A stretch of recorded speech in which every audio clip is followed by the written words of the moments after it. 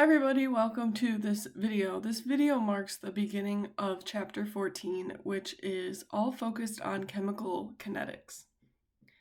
In this word kinetics, we've heard of kinetic energy before. Remember, kinetic energy is energy of movement. Kinesiology is the study of movement in humans. So chemical kinetics, we are thinking about the movement of molecules from one to another. We're going to talk about chemical reactions where one molecule becomes another and the speed at which that occurs. So we'll talk about reaction rates on this next slide here. Reaction rates, and then a bunch of different factors that influence reaction rate and how we can study those in chemistry. So we will get started. But on this first page, let me describe this first. There are two images. One is of a match that's burning, and one is a piece of iron that is starting to rust. So these are both chemical reactions. Rusting is a chemical reaction where iron and oxygen react together and form iron oxide. And lighting a match is a chemical reaction. We're seeing the matchstick burn. Lighting that match and burning in that chemical reaction, that's a really fast reaction. It has a fast reaction rate. Something forming rust takes time. So this is a slower reaction. So two chemical reactions shown here. One has a much lower rate than the other. And so we'll describe these different types of reaction rates.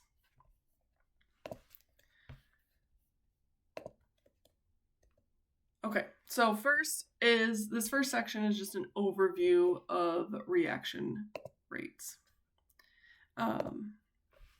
So we'll express reaction rates in relation to stoichiometry, and we'll get to really what that all means. Put Roadrunner on here on this page. He's a fast one. Okay, so reaction rate is defined as the change in concentration of a reactant or product per unit of time. We're going to use letters to describe reactants and products, but a reactant, remember, is something that you start with for a chemical reaction, and the reactant forms products, and there's some rate at which that occurs.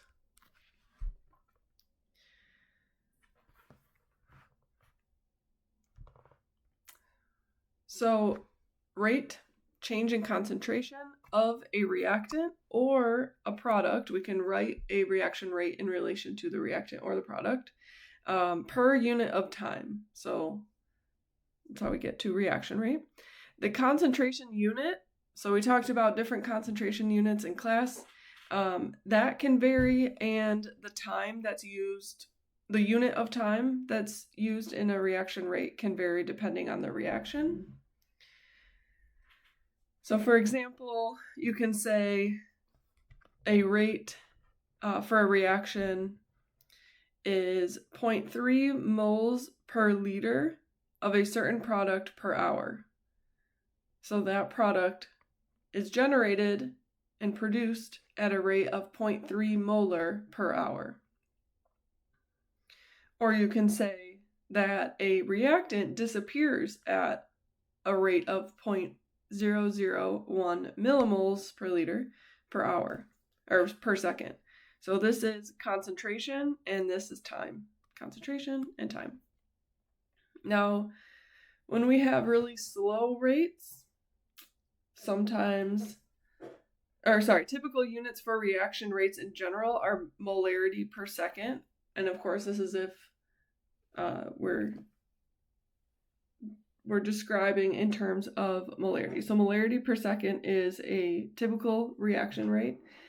But if you have a really slow reaction, usually the time unit will change. So it could be molarity per minute or molarity per hour for really, really slow reactions. Let's use H for chemistry.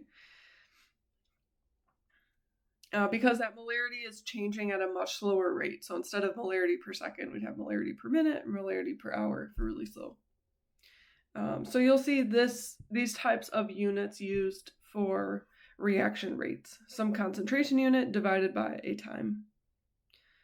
On the next slide here, we have an example reaction right here. So we're saying that the reactant we're labeling as A and the product we're labeling as B. So still reactant to product, A is the reactant, B is the product. And so the rate of this reaction, now in this equation, A and B are in a 1-to-1 molar ratio.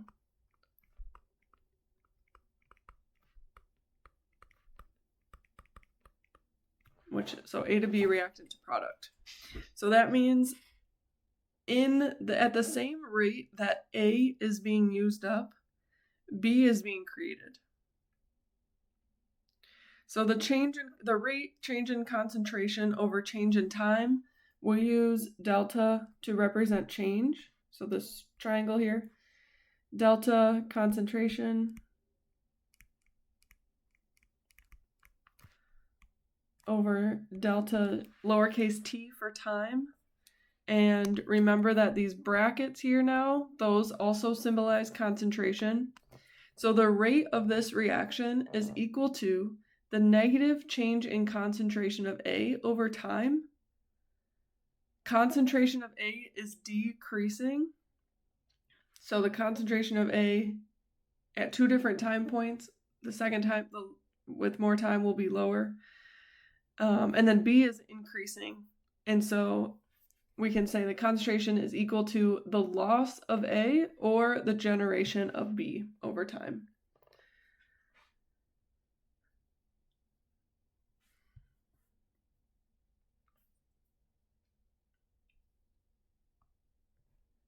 Here's another reaction. Now notice we have 2A to B.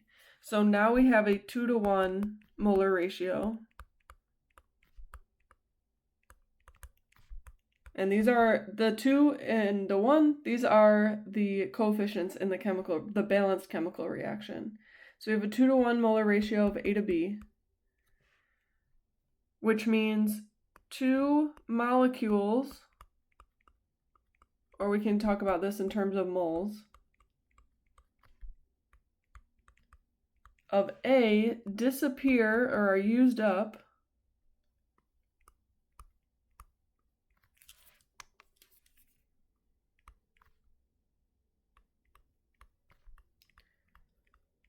for every 1 molecule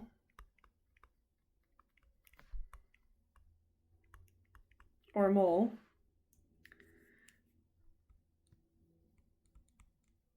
of B that is generated.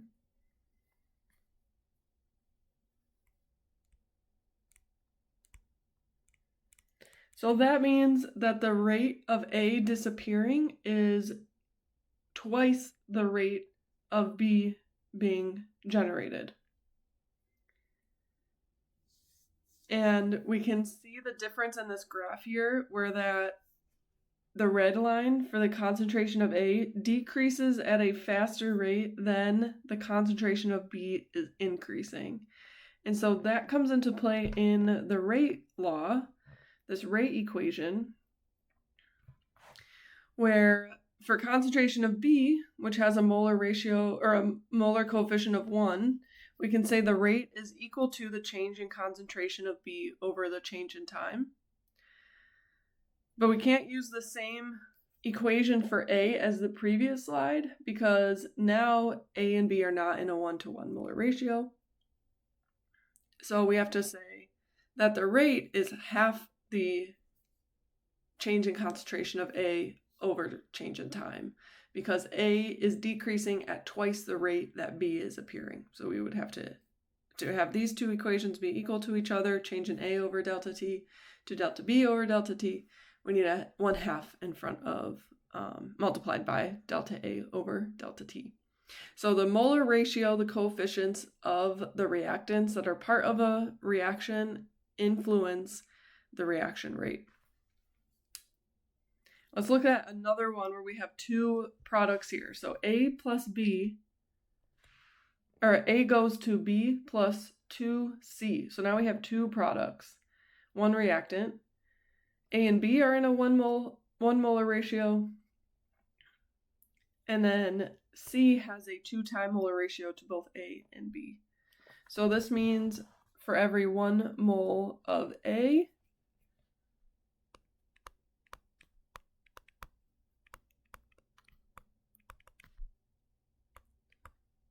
two mole of C is produced.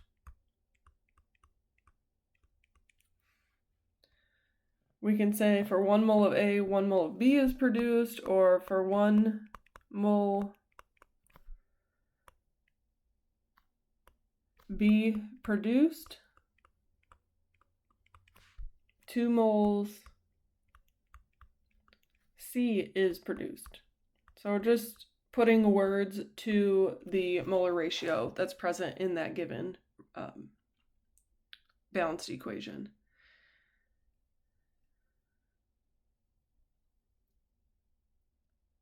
So A and B have a 1-to-1 molar ratio. C has a 2-to-1 molar ratio to both A and B.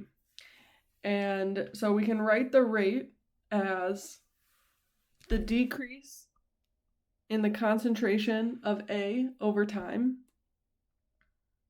We can also write the rate law in terms of B and in terms of C. B is generated with 1 mole of B for every 1 mole of A used. So we can say the rate is equal to the change in concentration of B over time, change in time. Because C is generated at a rate that is twice as fast as B, then if we're writing the rate law in terms of C, we need that 1/2 there. So 1/2 times change in concentration of C over change in time. We're going to have other ways to determine rate laws, and we'll get to that in this chapter. But for now, just to put this into context, perhaps you are a scientist, which could be you, are performing a chemical reaction. You want to calculate the speed at which that reaction occurs. And to do so, you measure the concentration of one product over time. As long as you know the concentration of one product, or even if you choose the reactant, that's fine, and you know the balanced chemical equation, then you can calculate the rate for the entire reaction. So that's why we write rate laws in terms of individual reactants or products.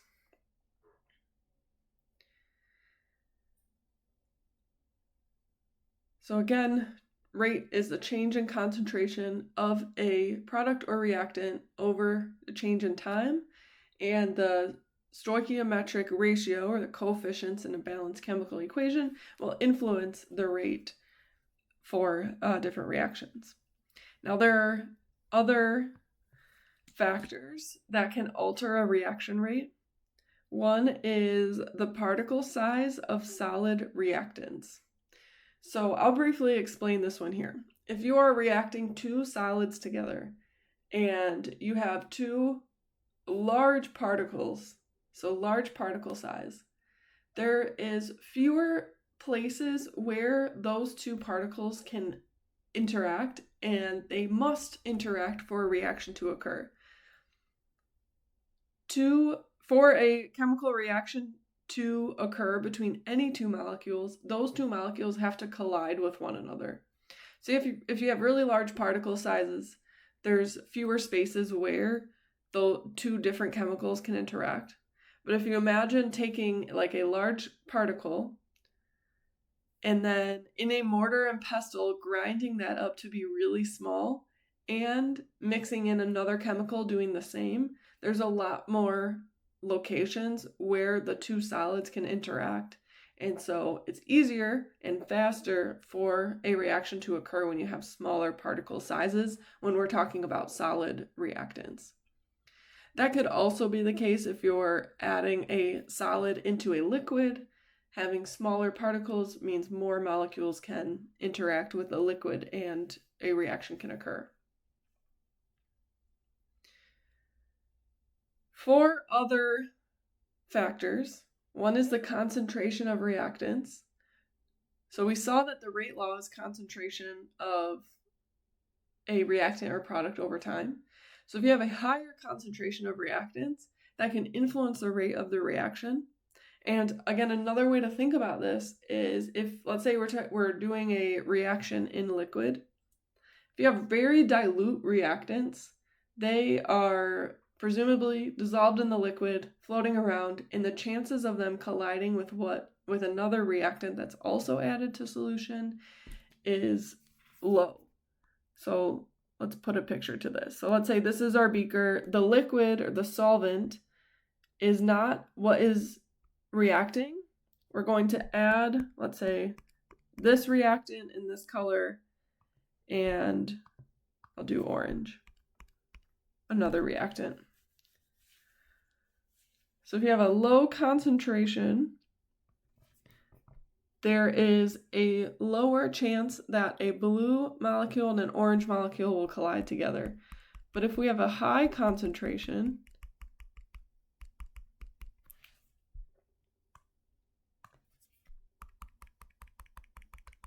everything is closer together and it's more likely that a reaction will occur because it's more likely that 2 molecules that will react will collide with each other. Next is the temperature. So, like I said, collisions have to occur for a reaction to occur. If you increase the temperature, then the movement of these particles is faster, and so they're more likely to collide with another. The nature of reactants. So if a reactant is stable or unstable, can influence reaction rate. Stable meaning lower energy, unstable meaning higher energy. Something that's unstable is more likely to react. It's higher energy and available to be reacted with. And then the presence of a catalyst can influence reaction rate. We'll explain that one when we get to that section of this chapter. But generally, a catalyst is something that can be used to speed up the reaction rate, but it's not actually part of the reaction, and it's always regenerated at the end of the reaction. So the last 4 here, not the particle size, but the remaining, we have a section dedicated to each one. So we'll go into more detail for each of these. But I've got 2 example reactions here. The first is the decomposition of nitroglycerin. This is an explosive. This is a very, very fast reaction, and that's what makes it so explosive. It also releases energy at a fast rate. It produces all of these gases. So look, we start with a liquid, and then that reacts and explodes into a bunch of gases and releases energy, and so that is a very fast reaction, and that's why it's explosive. A reaction with limestone with water and carbon dioxide is very slow. This is what forms the stalagmites and stalactites in caves, right? That if you're in a cave, they can form these things. I don't have a better way to draw that or describe it, but that's a very slow reaction. It takes time for the limestone to react with H2O and CO2. So again, 2 examples of a fast and slow reaction. All right, if you need to take a break from watching, now's a good time because we are going to the next section. And we'll just go ahead and get started with this. So now we're looking at reaction rates and concentration. So we're still going to be describing rate laws and different ways to determine the rate law of a chemical reaction. And so let's go ahead and do that.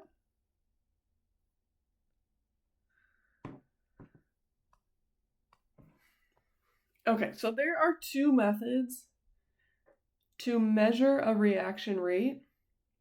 We talked about potential rate laws in the first section, but now if we're thinking about in a lab, how you will measure a rate, or how you can measure reaction rates for different reactions. So you could calculate the average rate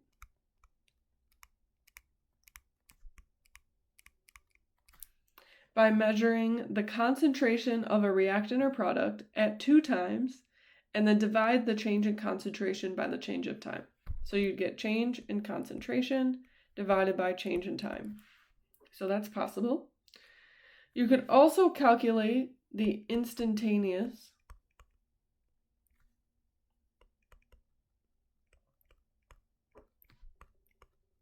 rate by finding the slope of a tangent line to the concentration versus time graph. So this is if you're taking a lot of measurements of concentration over time, and then you can calculate the rate at a certain time.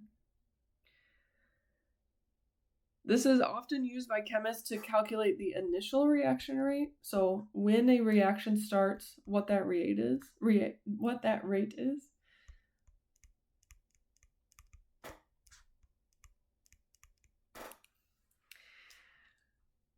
And in most cases, remember the rate is affected by the concentration of reactants. As a reaction occurs, the concentration of the reactants is decreasing. So the rate often decreases over time as reactants are decreasing, as the concentration of reactants decrease.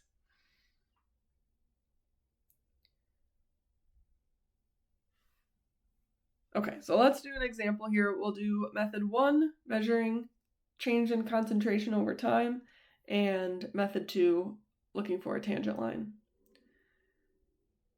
So let's say we've got this 1-to-1 molar ratio, reactant A forming product B.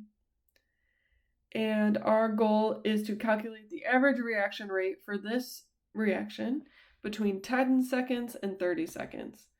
So we'll use the values in this row and the values in this row. We have concentration of B measured, so we'll use rate is equal to the change in concentration of B over change in time. This is positive because B is being generated and we don't need a 1/2 or anything because we have a 1-to-1 molar ratio from A to B.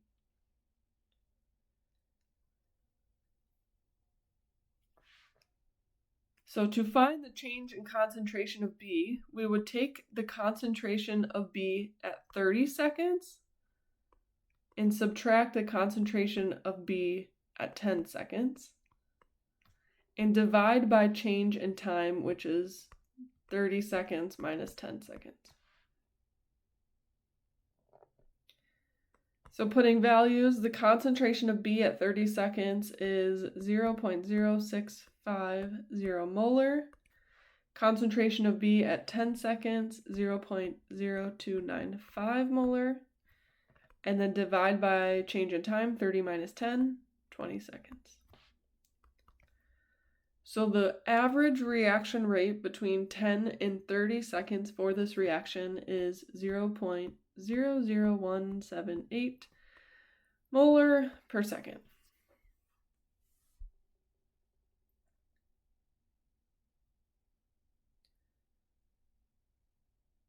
So that's method 1. We've are provided measurements of the concentration of B at different time points, and we can use that to calculate average rate. Method 2, calculating instantaneous rate, well, you would have to use those values that you generate for concentration of B at different times, plot the data points on a graph, so we have time versus concentration, and then to calculate the instantaneous rate at 20 seconds, you've got to take a tangent line at 20 seconds. So approximately like that, tangent to the curve, and measure the slope of that line. And that would give you the instantaneous rate at 20 seconds. So the next slide, we have more space to do that.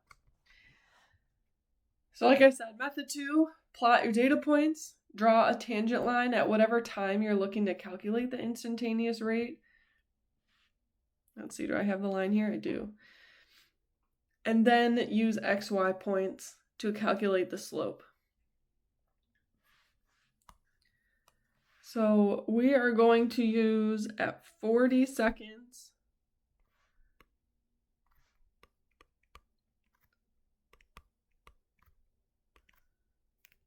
the concentration is 0.0850 molar. So that's one XY point that we will use. And then we'll use 0 seconds, so the beginning and the end of this line for what we've graphed here, which is at 0 seconds, concentration is 0.0160 molar.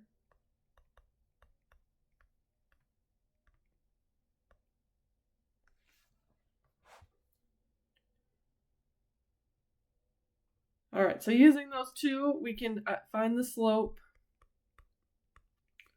which is y2 minus y1 divided by x2 minus x1. So this is x1, y1, or sorry, x2 and y2. This is x1 and y1, or x and y points. So plugging values into this equation, we have 0.0850 molar minus 0.0160 molar divided by 40 seconds minus 0 seconds. So the slope of the line here is 0.00173 molarity per second. So this is the instantaneous rate at 20 seconds for this reaction. Now notice that this instantaneous rate is slightly different from the average rate that we calculated here. They're really similar, but they're not exactly the same. Instantaneous rate is helpful if you are looking for the rate at a specific time, but that rate is going to vary depending on the time that is chosen because this tangent line has different slopes.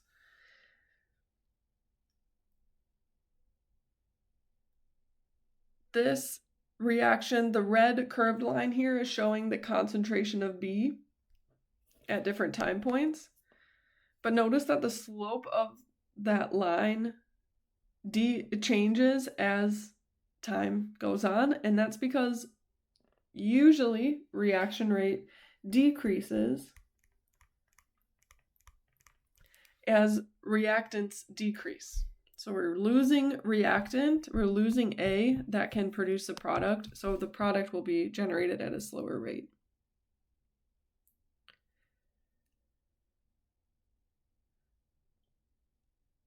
So that actually makes these two methods only accurate at specific time points. But we can write rate laws to accommodate for changing rates with changing concentration of reactants. We use the rate constant, which is lowercase k. And we use a term for the concentration of each reactant raised to the power of its order. So a lot of new concepts here.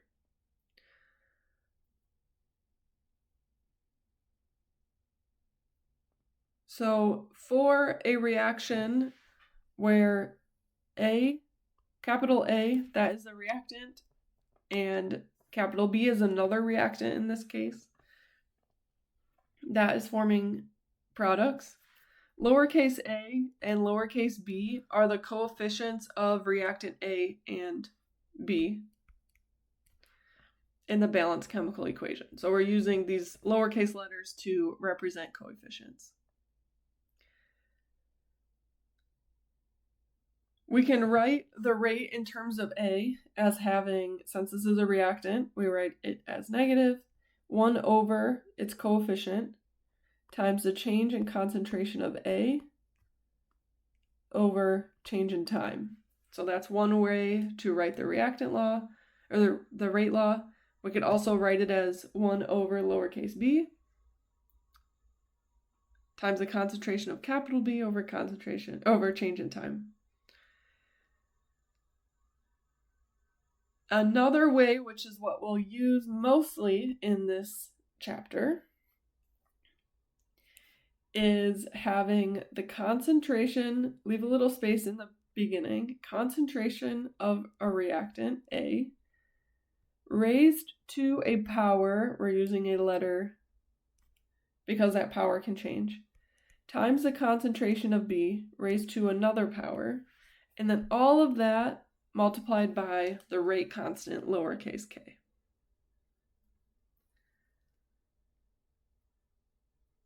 So this, taking these two reactants and writing this rate law with the variables present here can always work. We will determine the values of N and M and K experimentally, or they will be provided. We'll go through examples to put this into context. Okay, so K is the rate constant, which is determined experimentally. N and M we call the reaction order, also determined experimentally. Often the reaction order is 0, 1, or 2. And what these exponents account for is the change in rate for the change in concentration of reactants. And then we can describe the orders of the rate based on those exponents. So if n equals 1, and we'll say m equals 2, then we'd say this reaction is first order with respect to A and second order with respect to B. And overall, the reaction is third order. So lots of new information on this page. Next slide, we'll talk more about these reaction orders.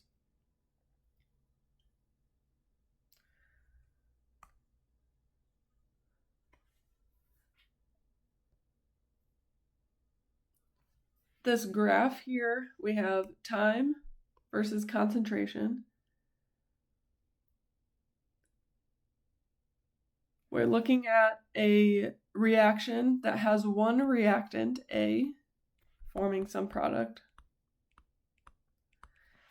And this graph shows the reaction, or the concentration of A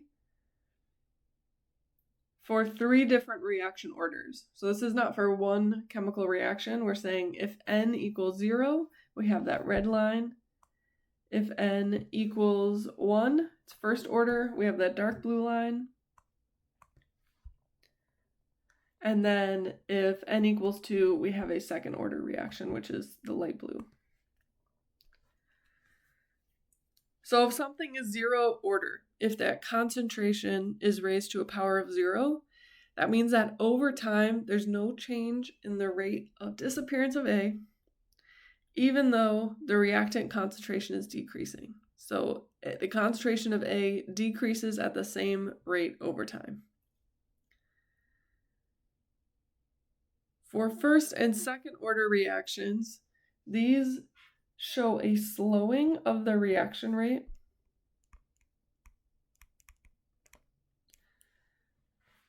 Because the reactant is disappearing more slowly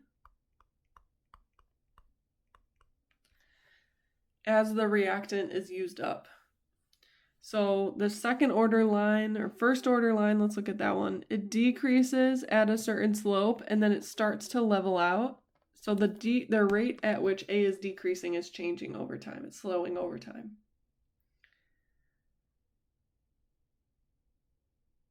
And then the second order reaction rate slows in a more pronounced manner as the reactant concentration decreases.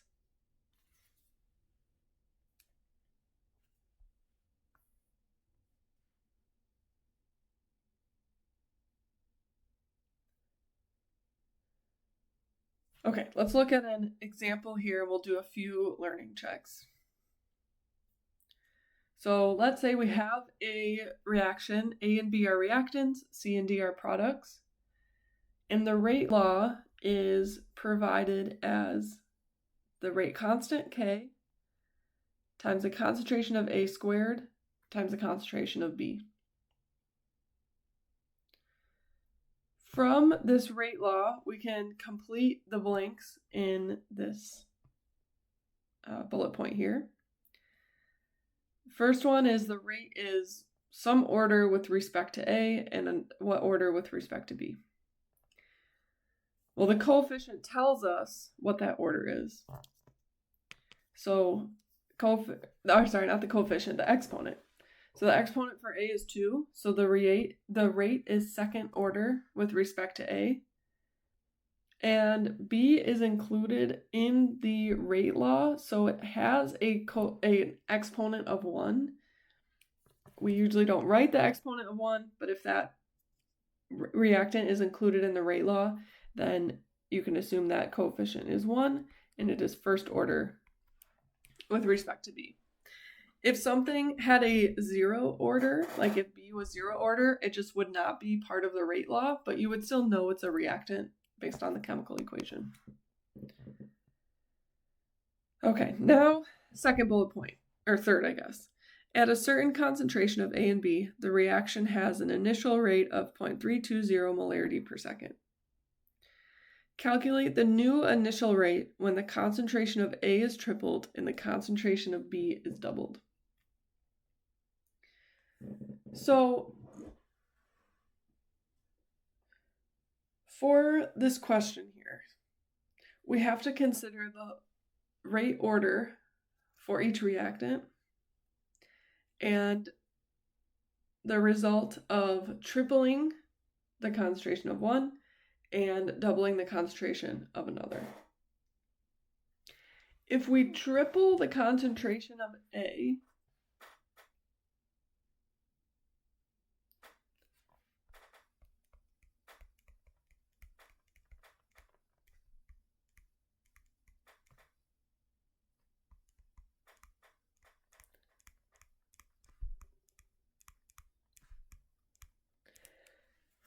so instead of A in this equation, we have 3A.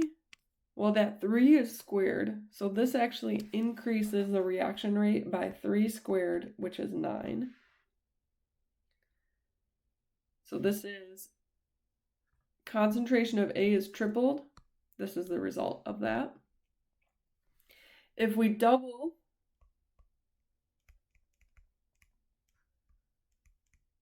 concentration of B, that increases the rate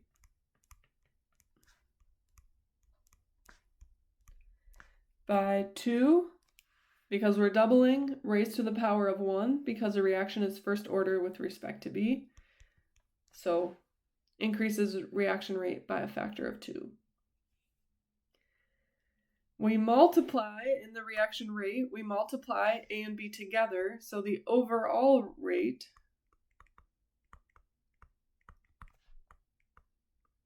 reaction rate increases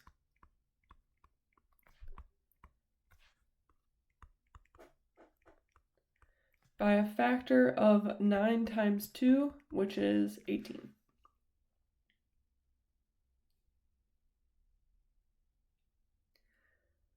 Another way to write this is to have a ratio where we have new rate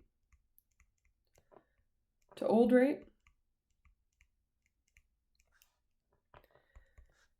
We have the same rate law, so let's write the old rate first. K, concentration of A squared, concentration of B. And then the new rate, we have 3 times the concentration of A squared times 2 times the concentration of B.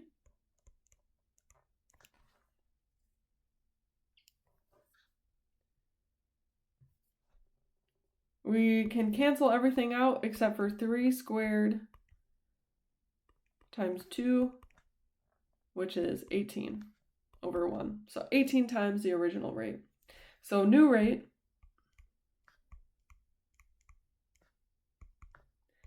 is 18 times the old rate.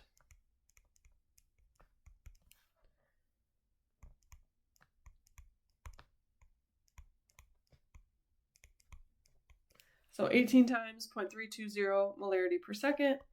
The new rate is 5.76 molarity per second.